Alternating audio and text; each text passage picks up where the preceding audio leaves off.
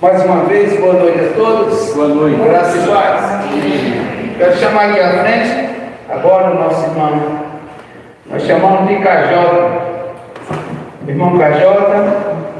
Depois ele vai falar o nome dele completo, né? Que até hoje eu ainda não consegui. Mas o irmão é advogado, bacharel e mestre em teologia. Serve na Segunda Igreja Batista como diácono, conselheiro fiscal, professor da EBD, Centro de Aperfeiçoamento Ministerial da Igreja, e também é o presidente dos Homens Batistas da Grande Curitiba, casado com a irmã Maria Cristina, e São Paulo de João Felipe, não é isso? Então, aqui está o nosso irmão, hoje foi convidado, vai estar trazendo uma mensagem, inclusive também, nós estamos pensando, próximo sábado, ter um momento de reunião com os homens, para nós iniciarmos também, incentivando os homens a estarem trabalhando e envolvidos na igreja. Agora, por sua parte aí, veja aí o que é que Deus vai fazer através de vocês. Deus te abençoe. Deixa eu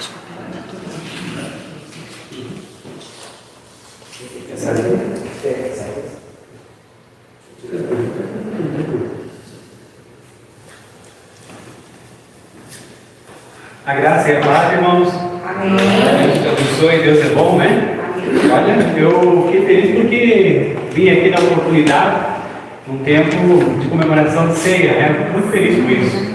É um tempo de comunhão e um tempo de alegria também. É para a gente poder refletir sobre algumas nossas atitudes, mas também é um tempo de alegria em que nós jogamos a nossa esperança, como a gente fala, Maranata, né? Ora vem, Senhor Jesus. Então isso é muito bom, porque ao mesmo tempo que a gente fixa aqui o nosso pensamento naquilo que a gente precisa mudar, a gente também olha para frente com os olhos de esperança. A gente está vivendo tempos complicados, tempos difíceis, não só no nosso país, mas também em outros lugares. E o cristão tem que ser diferenciado, tem que olhar para frente e ver essa esperança. Mas hoje eu vim aqui conversar, né, com vocês sobre uma questão. Na verdade, são 3 assuntos.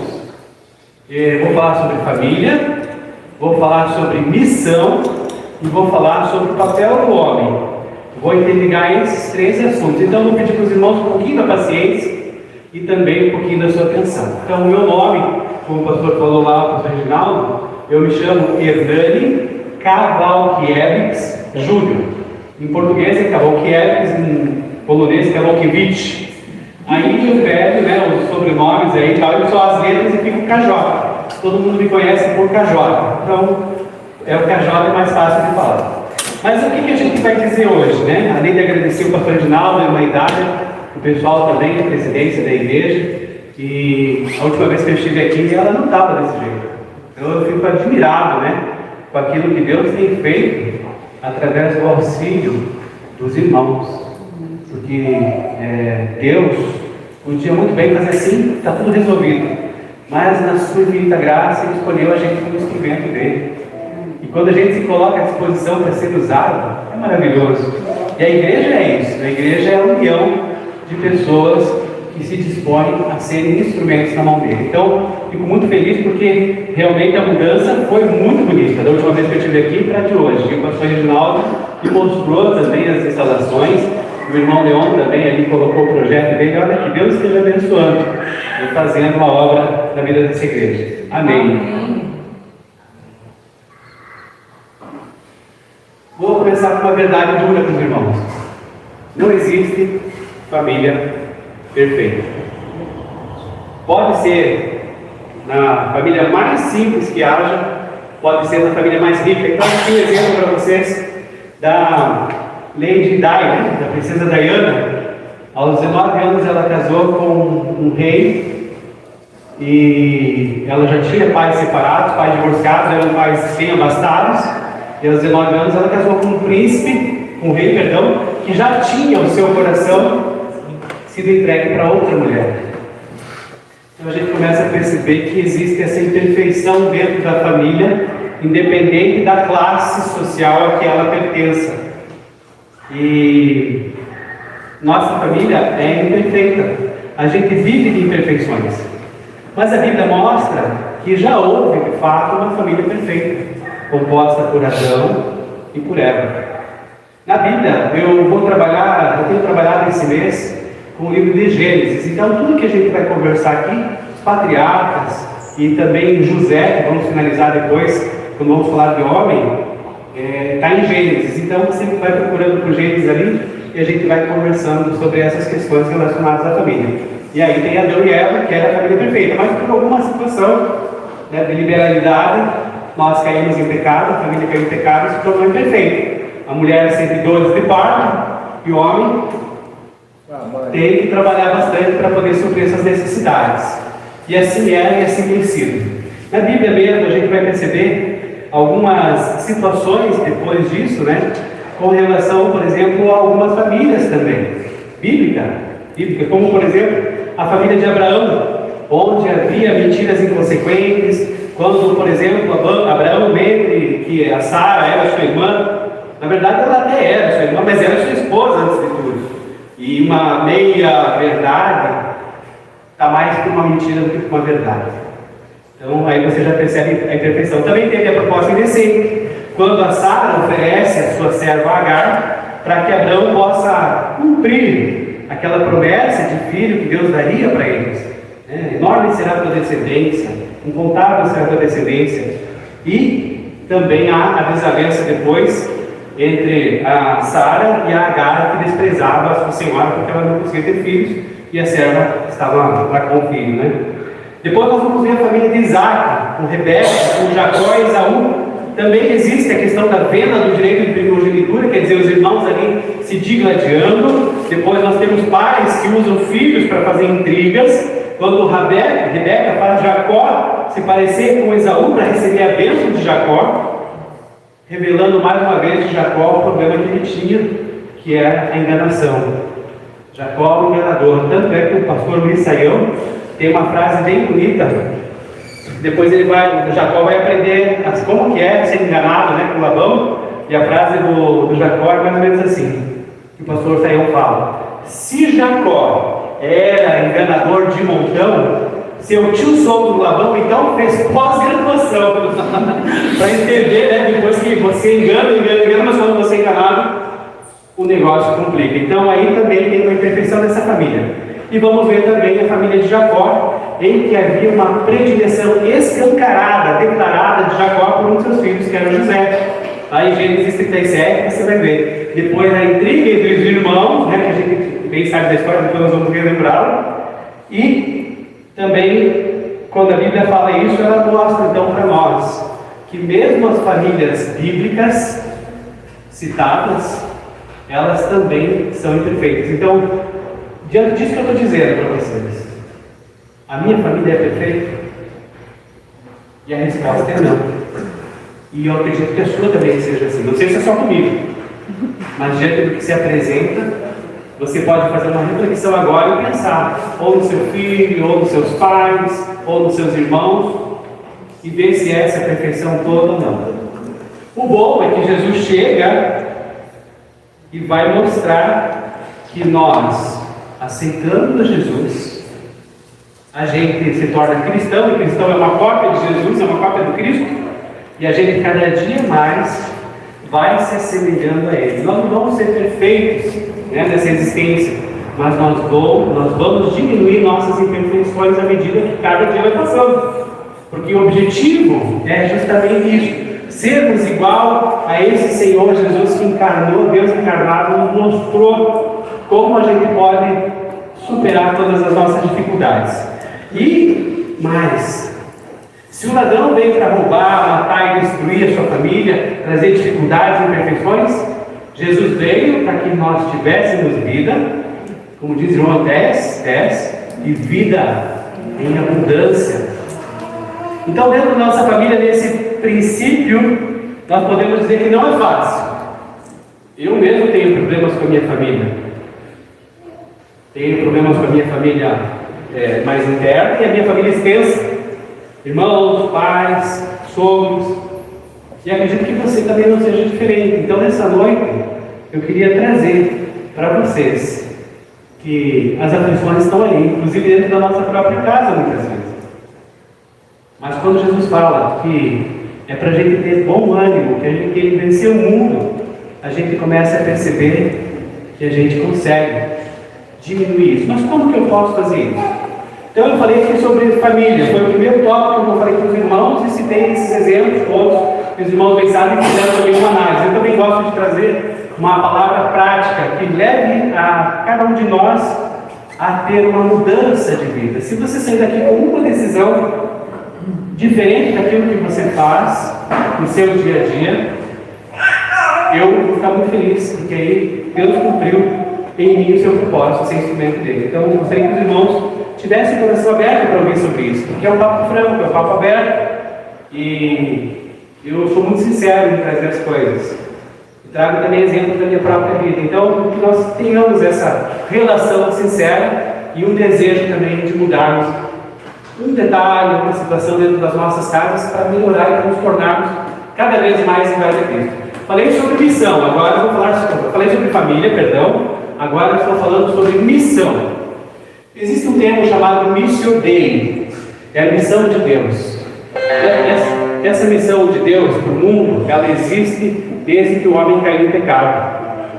Missio Dei quer dizer a missão de Deus. É quando esse Deus que nós acreditamos, esse Deus que nos ama de uma maneira sem igual, de paixão, de uma forma que nós não conseguimos mencionar, Ele envia o seu Filho para morrer por nós. O Deus Pai envia o Deus Filho para nos resgatar.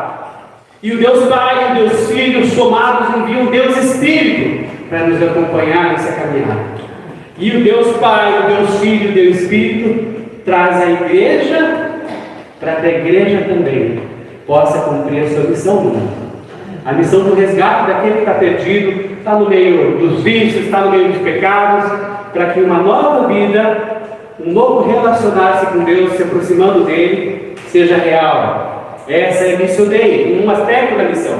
Mas o que é a missão? Missão é quando você cumpre uma ordem que lhe é determinada. Esse é o conceito de missão.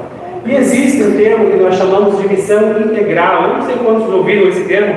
Na verdade, ele faz parte dos meus estudos de mestrado, e por isso eu estou trazendo para a igreja, porque eu gosto que dos bancos acadêmicos a gente sorva aquilo que a gente pode para trazer para os irmãos e diminuir a distância entre o mundo acadêmico e a prática e a vivência da igreja. A missão integral, ela, na verdade, sempre existiu.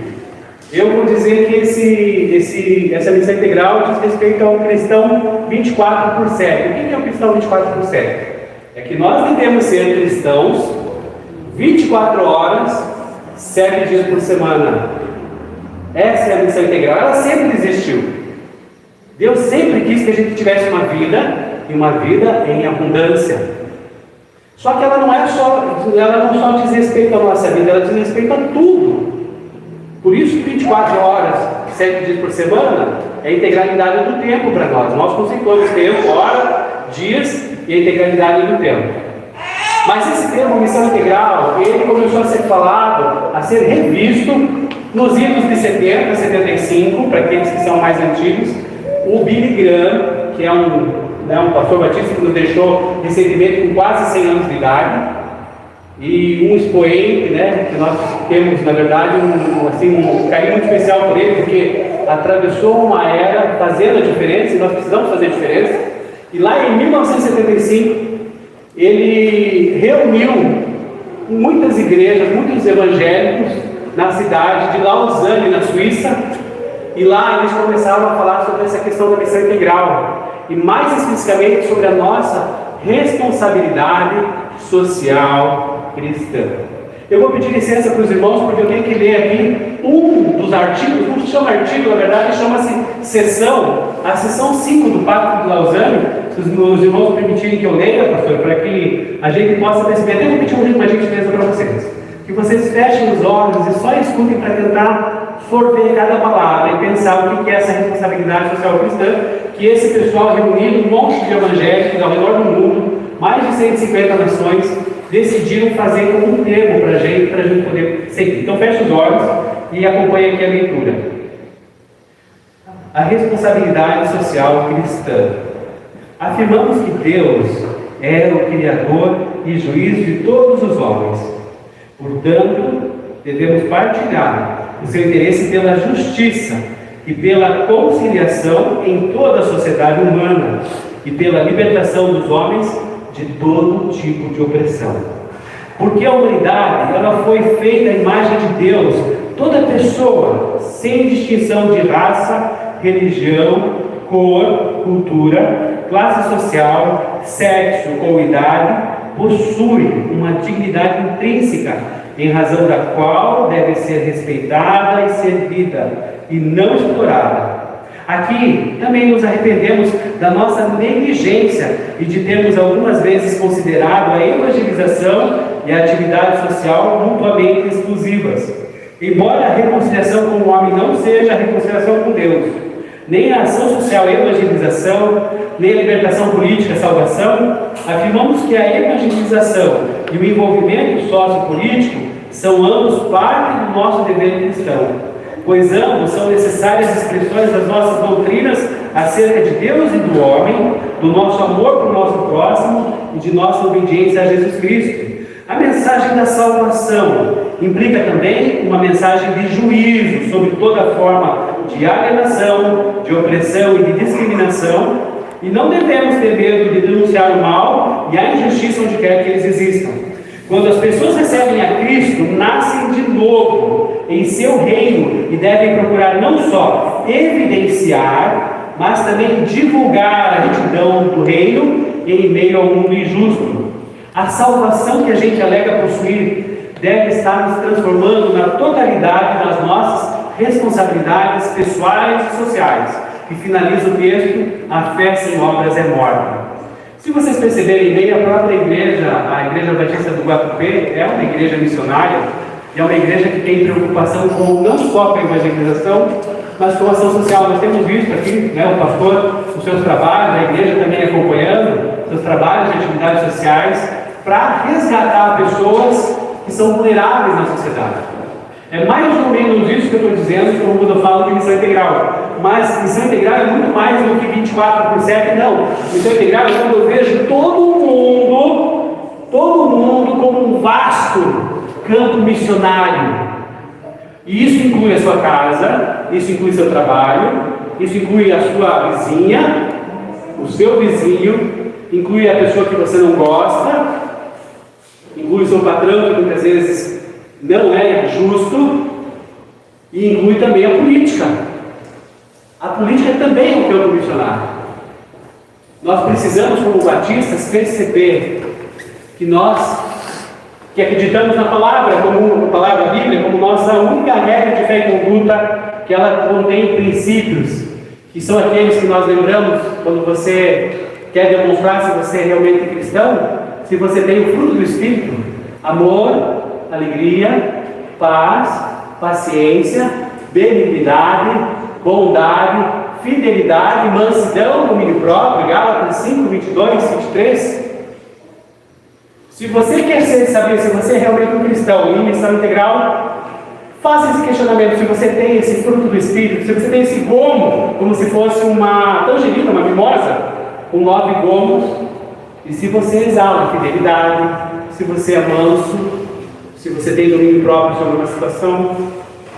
E isso nós podemos levar para todos os ambientes da nossa vida, seja lavando uma louça, seja fazendo uma ceia, preparando um pão tão gostosinho, tão bonitinho. Eu fiquei pensando, puxa vida, né, que a gente foi utilizado para fazer pão, a pessoa que chegou mais cedo para fazer isso é missão integral. E nós precisamos compreender que nós estamos numa grande missão. Então, se você acha que a vida cristã é muito monótona, é parada, é muito... Não, tem alguma coisa errada, meu irmão. Nosso Deus é um Deus de novidade, nosso Deus é um Deus missionário, Ele nos deu uma missão. E se você não tem nada de extraordinário para falar na sua vida, o que Deus fez na última semana para cá, eu peço que você reveja a sua vida. Porque ou está faltando oração, ou está faltando a leitura da palavra bíblica, ou está faltando relacionamento com Deus, porque nosso Deus é um Deus de novidade. Porque Ele fala em Efésios 3, 20: Deus é poderoso para fazer muito mais do que pedimos ou pensamos, segundo o seu poder que opera em nós. Em 1 Coríntios 2,9, Deus vai dizer: olho nenhum viu, ouvido jamais ouviu, mente jamais imaginou aquilo que Deus tem preparado para aqueles que o amam. E nós precisamos compreender que essas palavras que tem na Bíblia, elas têm que entrar dentro da gente e fazer com que a gente compreenda o que é esse campo missionário. Então hoje eu vou pedir a gentileza a você, que irmão, depois que você sair por aquela porta, não se dispa dessa condição de cristão. Continue. Eu sei que é difícil, não é fácil. Eu sou advogado, você sabe o que é isso? Viver como advogado e cristão. Pensa os desafios que a gente tem, as renúncias que a gente tem que fazer. Mas eu não digo só para você que é advogado, para você, eu digo para a pessoa que tem que limpar uma sala, uma senhora, um senhor. A minha mãe foi auxiliar de limpeza da escola que eu estudei. E eu vi o amor com que ela fazia isso aí. Então a gente precisa compreender que em tudo que a gente fizer, em tudo que eu colocar as minhas mãos, eu sou um agente de bênção. E eu preciso fazer o quê? Compreender que eu vivo em missão. Outro desafio, além da missão 24/7, cristão 24/7, eu falo, né, que a gente precisa compreender essa visão, e acho que você consegue levar isso para sua casa. Eu também, cristão 360. 360, eu posso fazer um círculo aqui, 360 graus, meu círculo tem 360 graus. Então, todo lado, todo momento que o meu dedo apontar, é onde eu faço missão integral. Eu posso fazer missão integral orando, eu posso fazer missão integral louvando, no alto do monte, mas eu também posso fazer quando eu estou muito chateado, quando aconteceu uma dificuldade, eu estou frustrado no chão. Então essa é a visão da missão integral. A missão integral é justamente isso, que você tem que estar consciente de que você está liderando para servir, seja o que você lidera. Tem gente que lidera, por exemplo, um grupo de pessoas que gostam de limpar a rua, e um grupo de coletores. Deus lhe deu uma função e você exerce ela. Não estou dizendo que existe a separação entre a igreja e o mundo secular. Não existe. Nós não podemos separar uma situação ou outra. O pastor, não existe pastor de meio período, porque o pastor, ele é um cristão integral. E nós também somos cristãos de tempo integral. Nós estamos numa missão integral. Então, hoje, eu estou relembrando a você aquilo que sempre existiu. Que Deus quer que nós sejamos, façamos a diferença. E não é só com o próximo, que tem que ser superior a nós mesmos. Você já pensou nisso? Porque muita gente dá carteirada, muita gente se acha, mas quando a gente tem os valores bíblicos dentro de nós, o outro superior é mim mesmo. Passam coletores lá na frente de casa, e toda vez que eu posso, eu abro a janela, Deus te abençoe, bom trabalho. Falo isso por quê? Porque a gente precisa abençoar, a gente precisa fazer diferença, a gente precisa entender que o próximo que está próximo da gente, e às vezes está próximo dentro da nossa casa, é mais importante que a gente. Já pensou nisso? Porque o nosso egoísmo, ele traz a gente, né, para um aspecto de importância. Mas se nós nos dizemos cristãos, quem está no centro dessa roda é Jesus. E eu só sou instrumento dele para que o amor dele flua através de mim. Eu costumo dizer que eu não sou muito bonito. Eu vou falar assim: meu Deus, eu posso ser feio, mas eu me sinto muito amado. E sendo amado, eu fico feliz. Isso já me basta, mas eu tenho que fazer mais. Eu tenho que fazer o quê com esse amor que Deus me deu? Levar ele adiante. Porque senão eu estou sendo egoísta e não estou sendo amoroso. Então nós precisamos compreender esse lado da família e esse lado da missão integral para os irmãos. E tem mais. Não é só amor a mim, a Deus, mas também é relacionamento com o próximo. Vamos pegar aqui um exemplo na cruz, vai olhar comigo. O relacionamento vertical é entre eu e mim mesmo e eu e Deus. Você não vai esquecer desse exemplo nunca mais. Ele flui, ele vem dos dois lados, ascendente e descendente, de Deus para mim e de mim para com Deus. E aqui dentro eu me encontro, como eu falei, eu gosto de ser bonito, mas eu sei que eu sou amado, isso para mim não tem preço. Deus já amou, Deus já se entregou por mim. E eu me sinto muito amado, então eu posso te amar. Só que como que eu vou fazer isso? Aí sim nós temos os dois braços da cruz. O braço horizontal. E ali ele não vai escolher só pobres, só oprimidos, só pessoas vulneráveis. Ele vai escolher o rico também. Ele vai escolher o letrado, a gente vai ver vários exemplos bíblicos que Jesus ele não fazia exceção de pessoas. Ele conversava com uma pessoa que entendia da lei, ele conversava com o dono lá da prova, ele conversava com a prostituta, com as crianças. Então, quando eu olho para essa via horizontal, eu tenho que lembrar que o próximo é mais importante que eu, independente de quem ele seja. E mais, com a criação também. O que é criação? O meio ambiente. Os recursos que nós temos, dentro da visão de responsabilidade social cristã, têm que ser utilizados com sabedoria. Separa o lixo. Separa. Lixo que não é lixo. Reciclado. Lixo orgânico. Isso é responsabilidade social. Veja, estou falando uma coisa da igreja aqui, tem um banco biológico que tem função prática. O meu carro está dando problema, está gastando um monte de óleo. Ah, vamos deixar ele dentro do carro. Não! Se preocupa com o clima. A criação de Deus, Deus nos deu esse maravilhoso, essa casa maravilhosa que é o planeta Terra. E nós não podemos, como cristãos, jogar coisa na rua, deixar de reciclar, ou então, sei lá, cortar árvores, esse tipo de coisa que eu falo para os irmãos. Nós precisamos ter essa visão que nós somos aquilo que Deus nos colocou aqui, nós somos mordomos. Nós estamos fazendo uso daquilo que Deus nos deu. Não é nosso. E nós precisamos pensar nas gerações que vêm.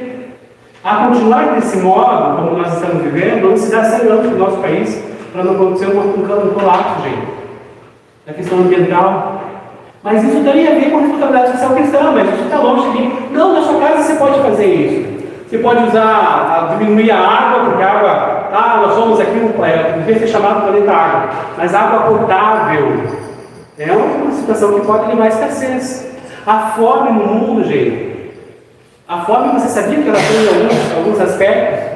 Tem gente que diminui a comida para poder ter mais refeição durante os dias, e tem gente que não sabe o que vai comer com essa refeição aqui que a pessoa comeu, quando ela vai comer de novo. Fome extrema, fome moderada, isso é questão da ONU. A Organização das Nações Unidas faz esse tipo de situação. Nós somos, acho que, 1/3 que passamos fome no mundo. Eu falo nós seres humanos. Graças a Deus eu não passo tanta fome, devia talvez até diminuir a minha comida. Mas eu tenho que pensar no próximo, na escassez de recursos. Quando eu jogo o arroz, que ficou lá no dia seguinte ou 2 dias, eu posso pegar e fazer um bolinho de arroz para poder, ainda é válido isso.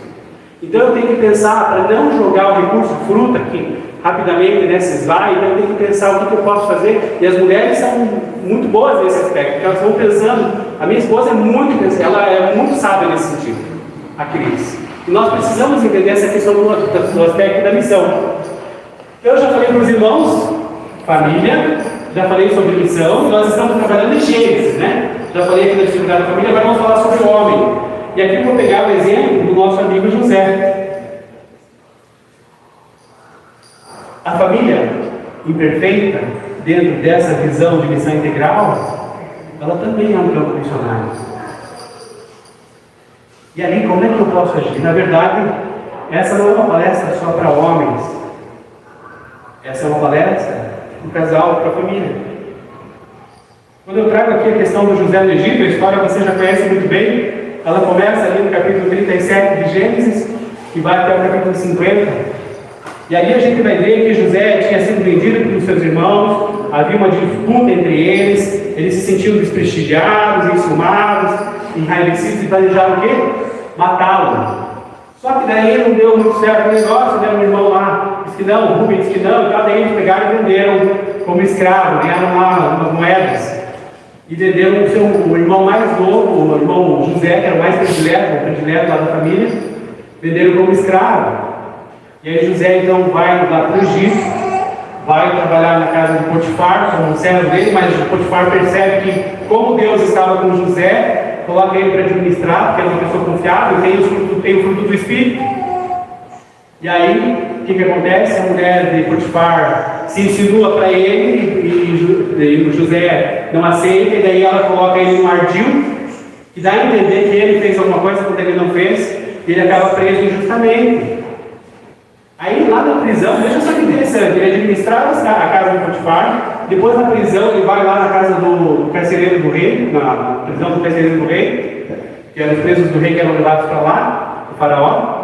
E aí o carcereiro também percebe essa habilidade que ele tem para administrar e ele fica controlando lá as coisas, cuidando e tal, e de repente vem lá 2 servos do rei, né, 2 oficiais dele, o copeiro e o padeiro, e aí eles estão presos por alguma situação que foi feita errada contra o rei, contra o faraó, e tem sonhos. E José interpreta os sonhos do copeiro e do padeiro. E o copeiro diz que viu uma vinha, viu 3 cachos de uva, e daí ele pegava a taça do faraó. Eram 3 cachos de uva, daí ele pegava a taça do faraó, espremia as uvas e servia na boca do faraó, servia para o faraó. E aí pergunto, né, o que é isso? O José responde que em 3 dias aquela situação toda ia ser esclarecida e ele ia retornar às funções dele, fazendo o que ele sempre fez. E o padeiro foi levá-lo, porque também teve o mesmo sonho, só que foi um pouco diferente. Ele tinha um cesto na cabeça dele, daí tinha 3 cestos em cima, e aí as aves vinham e comiam todos os tipos de pães que tinham ali. E ele imaginou que esse ia bem. Na verdade, José fala para ele que 3 dias o faraó ia enforcá-lo, né, decapitá-lo. E isso se cumpre, inclusive no aniversário do faraó. E aí José pede então ao copeiro que lembre, né? Fala para o faraó, por favor, quando você for restabelecida a presença dele, que eu estou aqui justamente, fala para ele. Mas o que aconteceu? O copeiro esqueceu dessa história. E por 2 anos José continua ali na prisão até que o faraó tem sonhos. Na verdade não sonhos só, porque ele sonha, depois ele acorda assustado, depois ele sonha de novo. Sonha com as vacas gordas que estão ali saindo do Nilo, e de repente não percebe vacas magras e mirradas, chegam também, mas elas comem essas vacas gordas e elas não aumentam de tamanho. E depois ele acorda assustado, e depois, de repente, ele dorme novamente, e aí vai ter a espiga. A espiga, a planta, né, o milho, tem 7 espigas gordas, depois nascem 7 espigas mirradas, secas, pelo vento leste. E daí essas espigas magras comem as gordas. E aí ninguém sabia explicar o que era, e daí o que acontece? O copeiro lembra, olha, lembro os dias de minha aflição, quando estava lá na prisão, que o Senhor nos mandou para lá, havia uma pessoa assim, assado, José, e ele interpretou os sonhos que eu e o copeiro tivemos, e aconteceu exatamente como ele tinha. O que aconteceu? José é levado imediatamente à presença do faraó, e fala assim, faraó, esses sonhos que o Senhor teve são os mesmos. O Egito vai passar por 7 anos de fartura, e depois virão 7 anos de fome severa. Então, faraó, por favor, elege uma pessoa para administrar isso, para começar a controlar. Aí, Deus agindo através da vida do faraó para abençoar José. Quem é melhor do que você, que tem essa sabedoria? Então, você vai ser o segundo em comando. Eu toco aqui meu anel e você toca o barco aí. E aí o que vai acontecer? Como eu falei para vocês no início dos irmãos lá, a terra passa fome, tem a fartura, e José administra isso, chega até a perder o controle, porque era tanta fartura que não adiantava, né? Os números já não ajudavam mais em todo o Egito, né, para ter a fartura, e depois começa o tempo de fome no mundo. E no segundo ano de fome acontece então que essa fome atinge também os irmãos de José. E a história você já sabe, depois, né, dos conflitos que ele tem, mas quando ele consegue novamente falar com os irmãos, ele fala que foi para aquilo que Deus o preparou, e que eles não brigassem, que ele perdoava os seus irmãos pelo que eles tinham feito lá atrás, que era vendê-lo como escravo, e que trouxesse o pai, Jacó, porque ele era vivo e queria muito ver o pai dele. E acontece toda aquela situação, isso você vai ver depois nos capítulos 37 e 50, sugiro que você leia, se você, né, já deve saber, mas caso você queira rememorar. O que é José nessa história, gente? Você imagina que alguém tendo possibilidade, vivendo tudo isso, que eu vou até notar aqui o que eu falei, o que ele era. Vamos ver aqui só uma coisa, se alguém me explica no texto. Não, está aqui.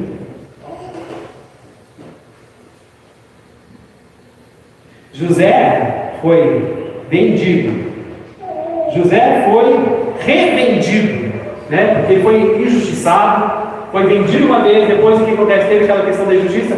Na verdade, a revenda não existiu, mas foi vendido, ele foi injustamente encarcerado, foi odiado e foi esquecido. Quem de nós consegue suportar situações como essa e se manter ainda íntegro? Certamente alguém aqui já tinha ido no psicólogo, já tinha ido no psiquiatra, tentar pedir algum amigo para poder desabafar, mas José não tinha ninguém.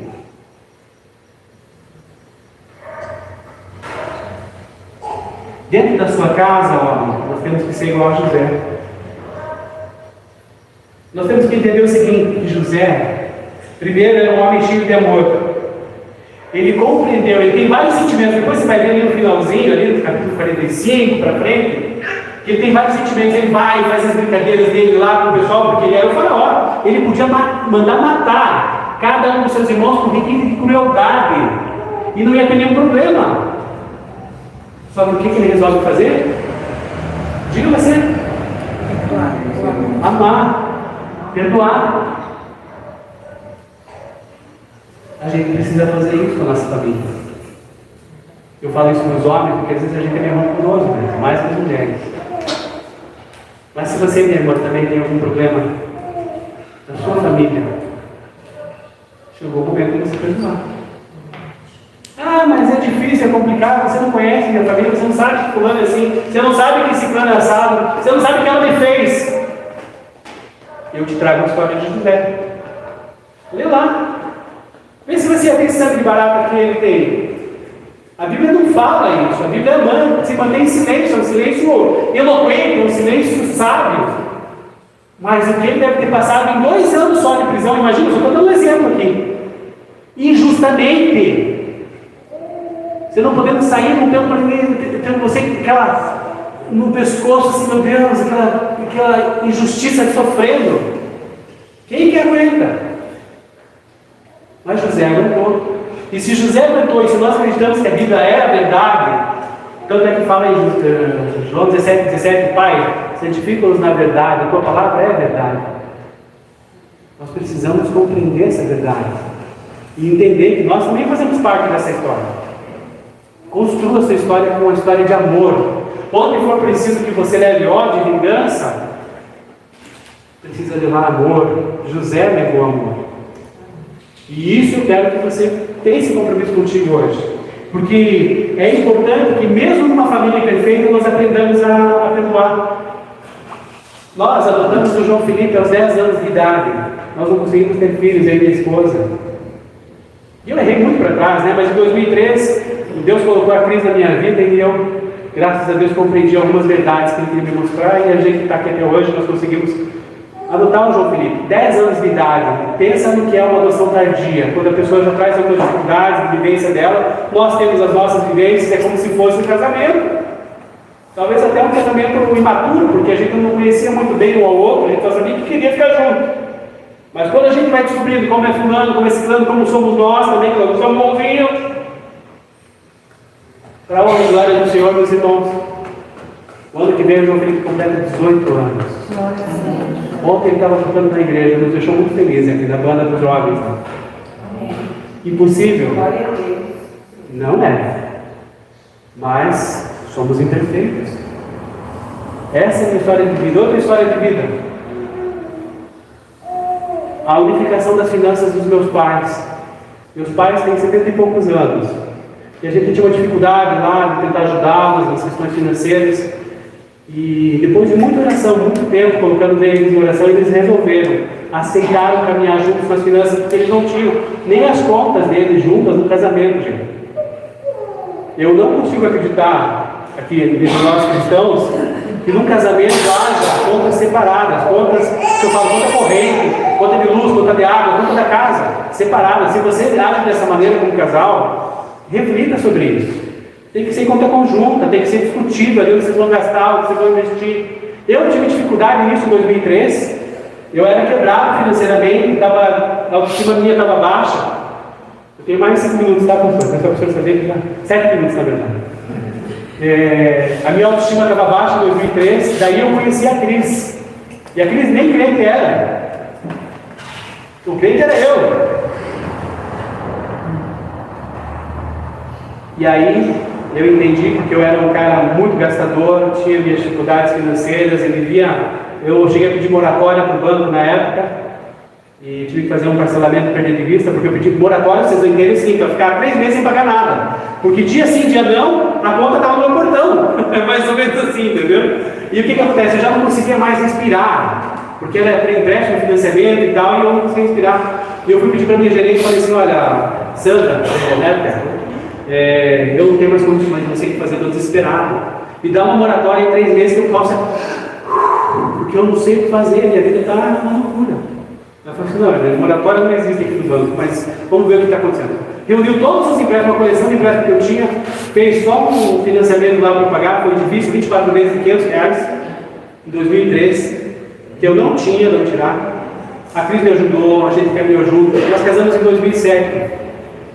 Mas quando nós casamos, ela ganhava muito bem. E eu já tinha experiência de ser encarregado financeiro antes. Então eu falei: baixinho, agora a gente vai fazer o seguinte: nós vamos unificar nossas contas e vamos caminhar junto. Gente, por honra e glória do Senhor, nós moramos em Campo Largo, 2, 3 anos. Depois nós viemos morar com o sogro, numa edícula junto com ele. Nós almoçávamos junto com ele, porque fazíamos nossas refeições juntos, porque a edícula fica atrás. E não tinha ali, era um meio de 3 peças, e não tinha cozinha. Então, com a sogra e com o meu sogro, foi 4 anos mais ou menos de um relacionamento maravilhoso. Eu considero eles meus segundos pais. E o meu sogro falou assim: olha, Hernani, quando o pessoal vem morar aqui nessa casa, eles já vão para uma casa própria. Eu falei: está brincando. E daí o que acontece? Lá, como eu falei, no medículo em cima, né? E a gente descia as escadas para fazer as refeições. E começou uma construção de sobrado. A gente conseguia ver, era uma quadra de diferença. A gente conseguia subir naquela edícula lá para tomar um sol, então olhava para lá e estava lá o sobrado. Aí eu sei que entrou um valorzinho lá da ação. Aqui falou: olha, você precisa de um carro, você está sem carro, né? Você é folgado e tal. Mas vamos tentar ver o que a gente consegue. Orando, batalhando, Deus nos deu aquele sobrado. Nós entramos lá naquele sobrado dia 3 de novembro de 2013. 9 anos. E a minha sogra não deixou entrar no dia 2 de novembro, porque era de finados, né? Eu lembro muito bem. Né, que ela acreditava, e a gente respeitou isso porque a gente morava lá e, nossa, eles foram tão atenciosos, então pra gente não jamais menos. E quando nós entramos lá, daí nós resolvemos também batalhar por um filho, e daí trazer o João Felipe. Então veja, a bênção que Deus nos deu, também abençoamos outras pessoas, porque possivelmente fosse a última, o João Felipe não tivesse mais esperança. Tem muitas pessoas que ficam na casa lar dessa idade para frente, sem serem adotados. E eles saem, 18 anos tem que sair, e a pessoa fica, né, vai tentar viver a vida.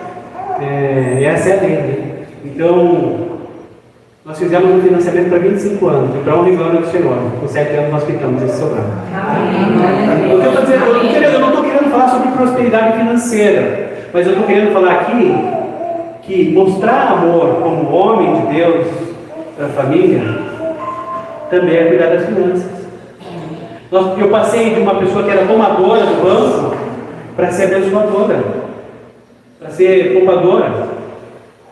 Como cristãos, nós precisamos entender isso, porque quando você fala com um cristão para ele dar uma olhada no bolso dele, ver o que ele tem para dar e abençoar, pode ser que muitos sejam reprovados nesse desafio. Precisa mudar isso. José, o que ele fez? Administrou a casa de Potifar, administrou a prisão do carcereiro, administrou o Egito, salvou sua família, salvou uma nação, salvou o povo. Foi usado como instrumento de Deus. Então, meu irmão, nessa noite, o que eu estou querendo dizer para você? Já encerrando aqui, porque faltam 2 minutos. Eu gosto muito de respeitar tempo. Eu quero dizer para você o seguinte: chega da gente não ser mais cristão maduro. Tinha muitas outras coisas para falar com os irmãos aqui também. O perdão, né, o amor. Mas eu entendi, eu acredito que os irmãos tenham entendido, até me desculpe porque eu tenho minhas limitações também. Mas quando Deus fala, é o Espírito Santo que age.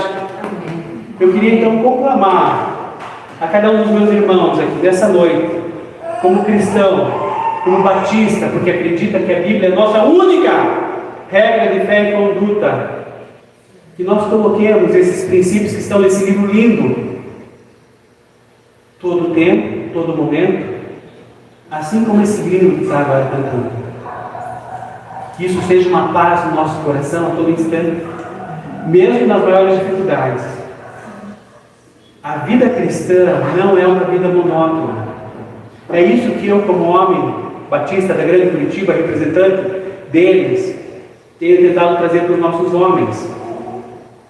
Eu queria conclamar a você, homem, você mulher, esposa, marido, ou pessoa que está pensando no futuro sobre ter um lar, que colocasse na sua cabeça esses pensamentos que eu falei hoje sobre família, sobre missão e sobre ser um homem, ou melhor, podemos dizer, ser cristão.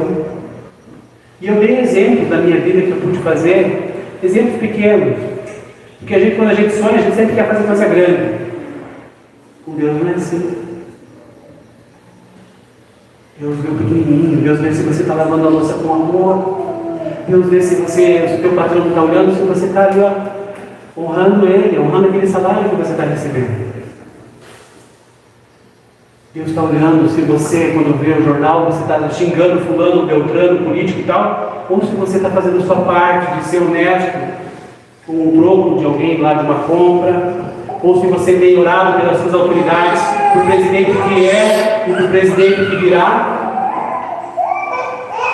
Chega de divisão na igreja, mas você, com uma única e pequena atitude, pode fazer a diferença. Às vezes a gente não acredita no que é ter fé, e Deus fala que fé é ter um grãozinho de mostarda, que é pequenininho. Você sabe o tamanho do grãozinho de mostarda? Eu tenho uma mostarda guardadinha lá para saber, para lembrar, Deus, então se eu tivesse só isso de fé, eu posso mover a montanha. Olha, então eu estou dizendo para você o seguinte: pode ser que você não acredite, talvez você já saiba, mas você nunca colocou na cabeça exatamente o que eu estou falando para você. As mulheres fazem com amor uma comida e a gente sente. O homem honra o patrão dele quando o patrão não está vendo e a gente sente. Seja você a diferença que você quer que os outros sejam. E principalmente, para ser chamado de cristão, fala assim: bata no meu peito e vem aqui ver o que é ser cristão. Aqui você vai aprender o que é ser cristão. Quer caminhar comigo? Vamos caminhar junto. Vamos tornar o nome de Jesus conhecido por aí, porque esse mundo está sedento, gente. Mas não é para se mostrar, não. É porque, como eu falei, nós estamos em missão integral. Nós temos que cuidar de nós, de Deus. Deus nos cuida, na verdade, né? Mas do relacionamento com Deus, do próximo e de toda a criação. Não tem exceção, senão você tem missão integral. Tá bom? Vamos baixando essas faces?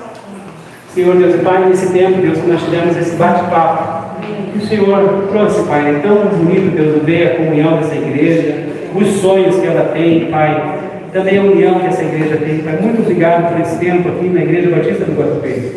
Obrigado pelo pastor que tem conduzido com sabedoria a tua igreja, também pelos diretores, Pai, que também têm entendido a tua vontade, e o teu Espírito Santo falando através da Igreja Batista do Guatupê. Pai, nesse tempo em que nós conversamos sobre família, também conversamos sobre missão, e também conversamos sobre o que é ser homem, o que é ser mulher, o que é ser cristão, que o Senhor, Pai, venha fazer uma obra maravilhosa através das nossas vidas, e que nós entendamos que ao sairmos daquela porta, nós não tiramos esse título maravilhoso, esse adjetivo que é cristão. Nós agradecemos ao Senhor por um dia ter dado, Pai, não só a vida do seu Filho para morrer naquela cruz por nós, e também não só por ter nos deixado o Espírito Santo, e também não só por ter deixado essa igreja, que também tão bem sabe conduzir, Pai, como luz nas trevas. O Senhor também nos deixou o título de cristão, e isso não tem preço em pago. Muito obrigado, Senhor. Oramos agradecido em nome de Jesus. Amém.